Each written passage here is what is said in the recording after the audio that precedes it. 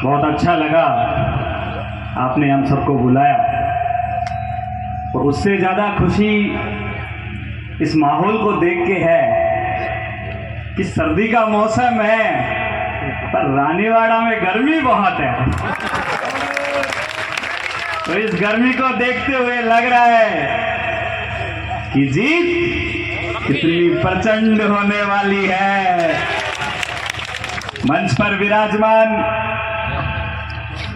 मजबूत नेता, क्रांतिकारी नेता, आपका बेटा, आपका भाई रतन देवासी जी, मैं आपका बहुत हार्दिक अभिनंदन स्वागत करता हूं। और मैं आपके लिए एक पंक्ति कहना चाहता हूं कि जिस शख्स ने चलना ही ठोकर खा के सीखा है, उस शख्स को कोई नहीं गिरा सकता, कोई नहीं गिरा सकता। मंच पर विराजमान जोधपुर विश्वविद्यालय के मजबूत छात्र नेता भाई सुनील चौधरी जी, हरेंद्र चौधरी जी, आपके यहाँ जालोर के मजबूत नेता भाई विकास मांझू जी, गौरव जी, मंच पर विराजमान सम्मानित अतिथिगण और मंच के सामने बैठी है हमारी जनता माता, बस्ती माता, बुजुर्ग, नौजवान, सभी युवा साथी। मैं जयपुर से आया हूं सिर्फ और सिर्फ रतन देवासी जी के लिए, क्योंकि रतन देवासी जी केवल रानीवाड़ा के नेता नहीं है, ये पूरे राजस्थान के नेता हैं। आपको ये याद रखना रतन देवासी। ऐसे रत्न को हम केवल रानीवाड़ा तक सीमित नहीं होने देंगे। इसकी ललकार, इसकी गूंज पूरे राजस्थान में उठनी चाहिए।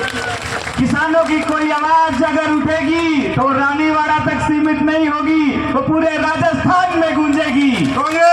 मजदूरों की कोई आवाज उठेगी तो पूरे राजस्थान में गूंजेगी। और मैं मेरी इस रानीवाड़ा की जनता से निवेदन करता हूं कि ऐसे रत्न को केवल एक जाति तक सीमित मत कर देना, नहीं तो रानीवाड़ा की जनता बहुत बड़ी नुकसान उठाना पड़ेगा आपको, क्योंकि ये 36 कौम का नेता है, 36 कौम का भाई है, जो किसी एक जाति के लिए नहीं है, 36 कौम के लिए काम करता है।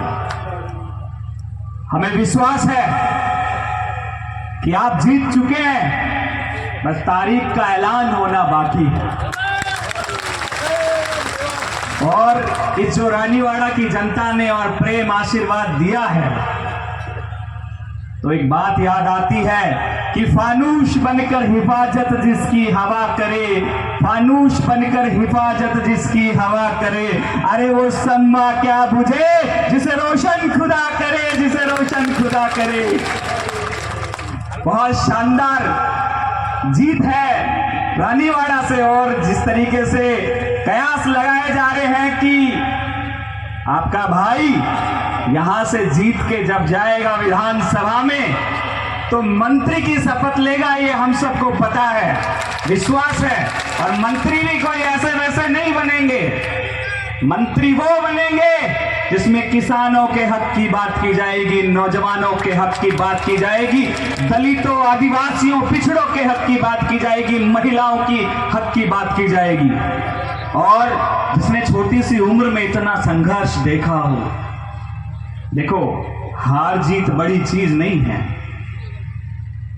हार के व्यक्ति लंबी दूरी तय करता है, बहुत दूर तक जाता है, क्योंकि उसको सब पता होता है कि किसने मेरा साथ दिया, कौन मेरे साथ षड्यंत्र रच रहा है, कौन मेरे खिलाफ राजनीति कर रहा है। हर व्यक्ति इस चीज को समझता है, और जब वो इन सब टकरावों से निकलकर बाहर निकलता है तो हीरे की तरह चमकता है। उसको हर चीज का पता होता है, उसे कोई मूर्ख नहीं बना सकता। तो रतन जी, मैं आपको धन्यवाद देता हूं। यहाँ दलित समुदाय के लोग हैं, मैं दलित समुदाय से आता हूं, और राजस्थान विश्वविद्यालय के 70 साल के इतिहास में मैं पहला अनुसूचित वर्ग का अध्यक्ष बना। बहुत प्यार मुझे पूरे राजस्थान में मिलता है, जहां भी मैं जाता हूं, मेरे समाज के लोगों के द्वारा। तो मैं रतन जी की आपको एक बात बताता हूं मेरे अनुसूचित जाति के भाइयों। जब 2 अप्रैल का आंदोलन था, पूरा राजस्थान नहीं पूरा भारत का दलित समुदाय सड़कों पे था अपने हक और अधिकार की लड़ाई को लड़ने के लिए, तो हमारे बहुत से नौजवान साथियों को गिरफ्तार किया गया, जेलों में भरा गया। क्यों? क्योंकि वो अपने अनुसूचित जाति के जो अधिकार थे, मोदी सरकार उसको खत्म करना चाहती थी, पर ये समाज जाग गया और सड़कों पे आ गया। ऐसे में बहुत सारे हमारे क्रांतिकारी नेताओं को जेल में बंद कर दिया गया। और यकीन मानना, पूरे राजस्थान में पहला रानीवाड़ा क्षेत्र ऐसा था जिसका नेता रतन देवासी उन अनुसूचित साथियों की लड़ाई लड़ने के लिए जेल तक पहुंच गया। जेल में हमारे उन भाइयों से मिल के आया और उनके ऊपर जो केस लगे उनको वापस सबसे पहले रानीवाड़ा में वापस लिया गया। मैं किसान वर्ग के लोग बैठे हैं, मैं उनसे भी निवेदन करूंगा, बीजेपी सरकार शिक्षा पे वोट नहीं मांगती, वो महंगाई पे वोट नहीं मांगेगी, वो स्वास्थ्य रोजगार के नाम पे वोट नहीं मांगेगी। किसान का बच्चा आज पढ़ना चाहिए, वो इंग्लिश बोलना चाहिए, वो बाहर निकलना चाहिए, वो जयपुर, जोधपुर, राजस्थान यूनिवर्सिटी, दिल्ली यूनिवर्सिटी जैसी बड़ी संस्थाओं में पढ़ना चाहिए। इस किसान का कौम का बेटा जब आईएएस बनेगा, आईपीएस बनेगा, आरजेएस बनेगा, डॉक्टर बनेगा, तो आप मानना कि वो आपका नाम रोशन करेगा। और बीजेपी के लोग कभी भी नहीं चाहते हैं कि किसान कौम के लोग जो हैं इनके बच्चे पढ़ें, क्योंकि उनको तो पता है कि मुझे कुछ नहीं करना, मुझे सिर्फ हिंदू और मुसलमान करना है, मुझे तो घर बैठे वोट मिल जाएंगे।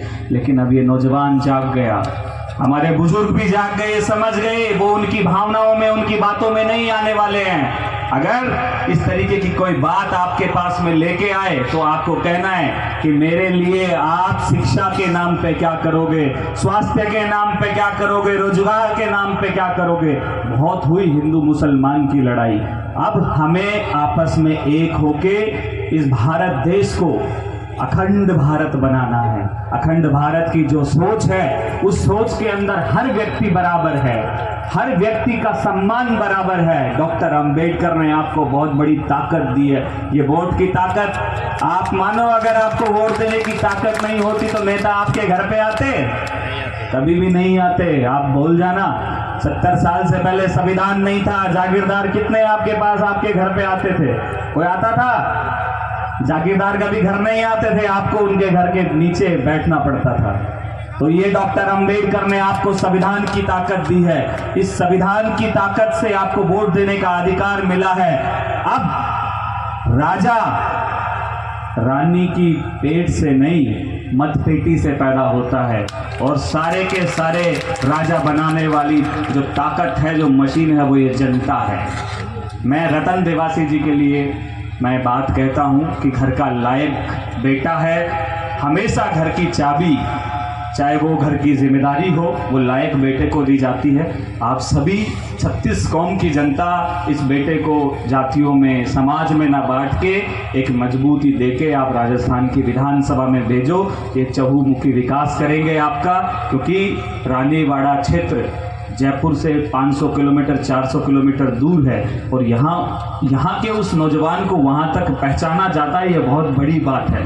तो मैं यही कहूँगा, आप सब ने यहाँ बुलाया, मान सम्मान दिया, मैं उसके लिए आभारी हूँ।